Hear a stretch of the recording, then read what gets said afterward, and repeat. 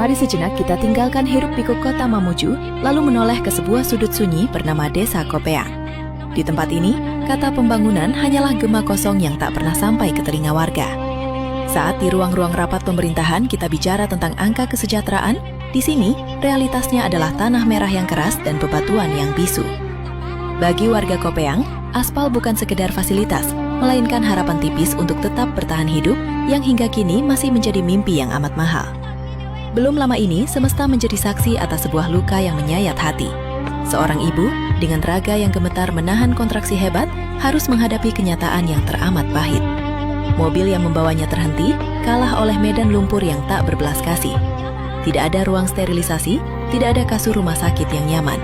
Hanya ada hutan, bebatuan, dan keputusasaan.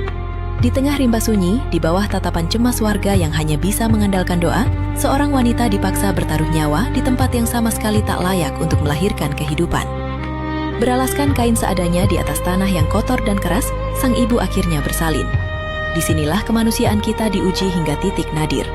Warga sekitar, dengan tangan yang berlumur debu jalanan, bersatu menjaga sisa-sisa martabat sang ibu.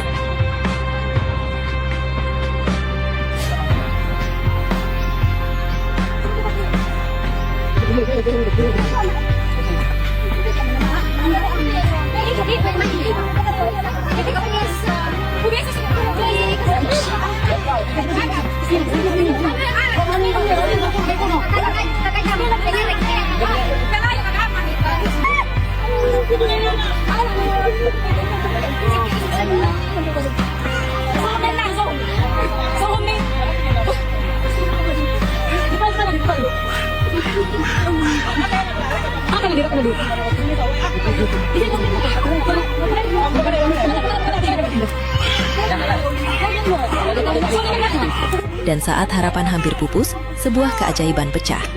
Suara tangis bayi membubung tinggi, membelah keheningan hutan yang mencekam. Sebuah kehidupan baru lahir dari rahim ketabahan di atas jalan hancur yang merupakan bukti nyata pengabaian panjang terhadap hak-hak dasar manusia. Tragedi kemanusiaan di Kopeang ini adalah cermin retak pembangunan di Sulawesi Barat. Publik kini bertanya dengan nada yang teramat serius kepada pemerintah Kabupaten Mamuju dan pemerintah Provinsi Sulawesi Barat. Di manakah kehadiran negara saat rakyatnya harus bersabung nyawa di jalanan? Bagaimana rencana strategis pembangunan bisa disebut berhasil jika akses kesehatan dasar saja masih terputus oleh lumpur? Kita menagih transparansi dan prioritas anggaran. Jangan biarkan nyawa warga di pelosok dianggap lebih murah daripada pembangunan fisik di pusat kota yang penuh dengan seremonial.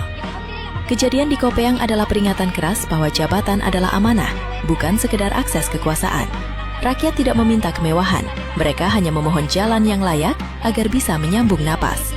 Semoga tangis bayi di jalan berbatu itu terus menggema di telinga para pemangku kebijakan, menjadi lonceng pengingat agar Pemkab Mamuju dan Pemprov Sulbar segera terbangun dari tidur panjangnya. Karena sejatinya, setiap nyawa warga negara adalah titipan suci yang tak boleh dikhianati oleh kebijakan yang abai.